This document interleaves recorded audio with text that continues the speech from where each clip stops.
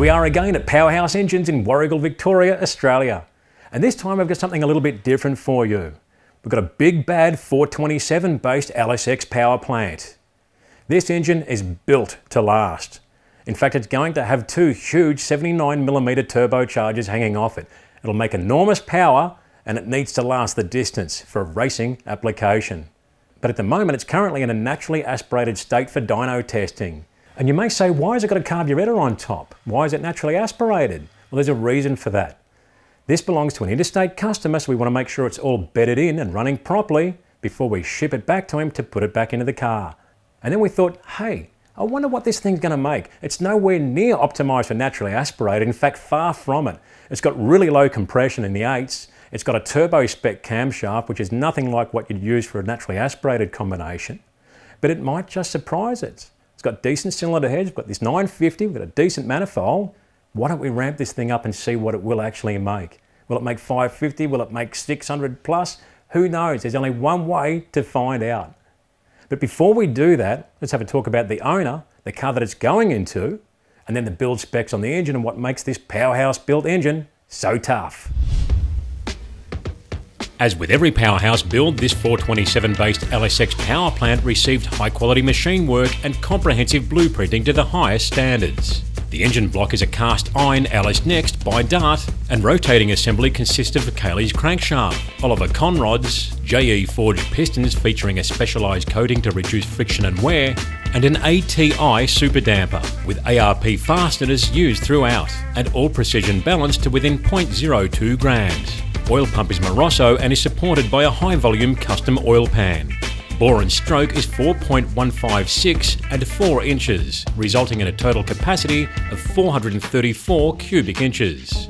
Compression ratio is 8.8 to 1, and camshaft is a custom ground Howard's hydraulic roller, featuring approximately 250 degrees duration at 50 thou on the intake, with an exhaust split and lobe separation tailored to suit forced induction, all driven by a Rollmaster Gold Series gear drive. Comp Cam's roller rockers are utilised for reliable valve train actuation in unison with heavy-duty chrome moly push rods. Cylinder heads are PRC LS3 6-bolt variants using both titanium and Inconel severe-duty valves, along with matching dual valve springs and titanium retainers. High-performance copper head gaskets in conjunction with custom fire rings seal the cylinder heads to the block, all securely clamped together using ARP head studs. Intake manifold for this test is a GM Performance LSX LS7 single plane item, topped with our 950 HP Holley dyno test carburetor. For ignition on the dyno, we're using an MSD LS series ignition controller, allowing full calibration via laptop, and spent exhaust gases will exit via 1 3/4 4:1 dyno test pipes. David Best, the owner of this engine, owns a shop called DC Automotive and Performance in Launceston, Tasmania, and it powers his super quick VY Holden Commodore. Along with the assistance of renowned Victorian tuner and 2022 Drag Challenge winner Adam Rogash from MPW Performance, David has run an 855 at 160 mph over the quarter, and also made it into the top 10 results at the 2018 Street Machine Drag Challenge. That previous twin-turboed powerhouse build made 1200 horsepower at the wheels on E85 and ran over 300 passes. This particular build spec now features some additional upgrades and tweaks, so David is aiming to run even faster. So it's time to get back to the dyno, and with the engine braking procedure and system checks having been completed, it's time to start on our wide-open throttle dyno testing. We've set total ignition timing to a conservative 26 degrees, and we'll run it up to 4500 RPM for a safe snapshot of the tune before we start taking it to the next level.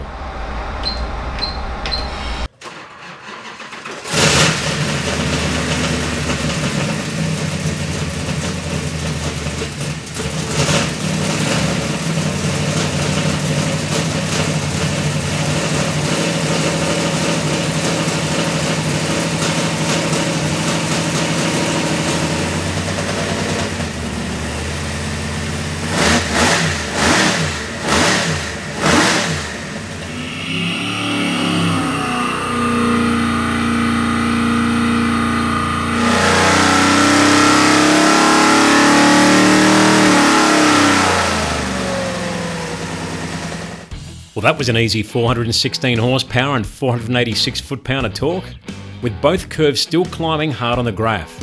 Fuel mixtures are perfect, and there's no sign of detonation with its low turbo spec compression ratio, so let's take it to 5,000.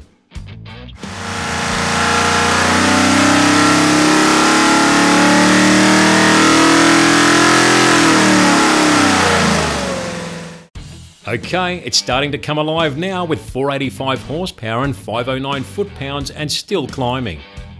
Let's take it to 5,500.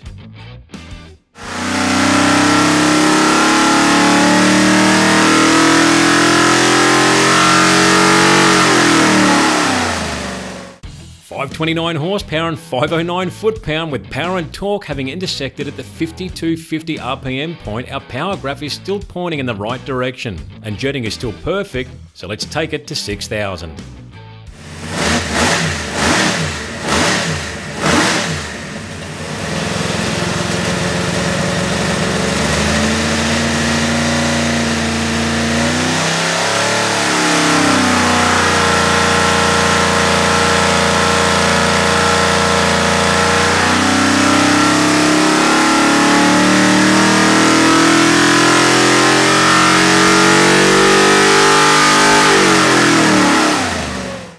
I'm liking it, 565 horsepower with 511 foot-pounds, and still heading for the sky at 6,000. How far will it go? Let's take it to 6,500.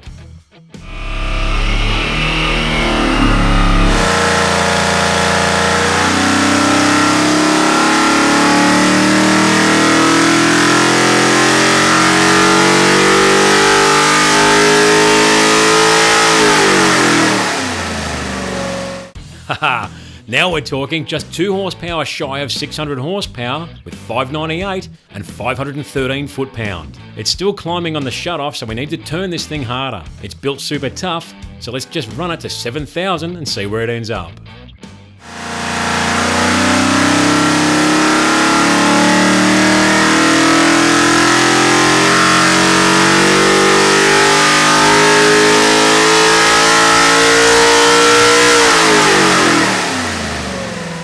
Okay, so we've cracked 600.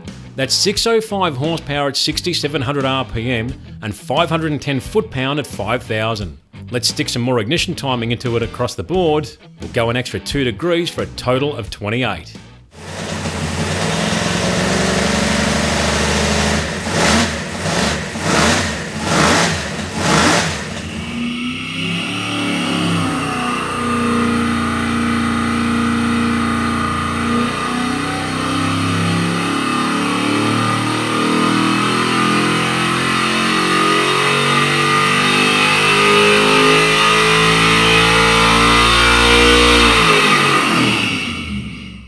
There's another 5 horsepower with 610 at 6,800 RPM and more torque at 517 foot-pound. Fuel mixes are perfect and no sign of detonation, so let's pop another 2 degrees of timing into it for a total of 30.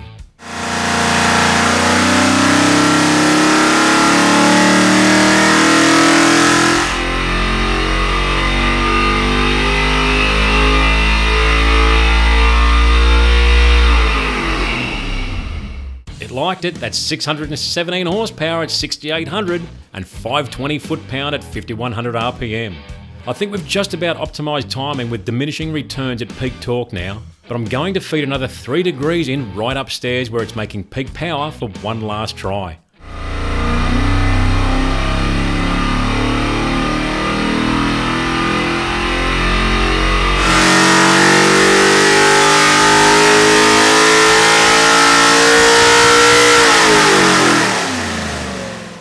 It worked! 624 horsepower at 6,800 RPM, with 522 foot-pound at 5,300. Fuel mixes and timing have been fully optimised in its current state, and the engine is running like a dream, so it's ready to ship. This power plant will come alive in a big way when it's back in the car with some serious boost applied, with potentially more than 3 times this power output, but it's been fun to see what it'd make naturally aspirated. Anything over 600 horsepower is no slouch, and you could just about run any fuel you like at that compression ratio. So imagine what we could achieve if it was optimised for NA, with high compression and a cam change to suit. Anyway, thanks for watching, hope you liked it, and we'll see you for the next episode.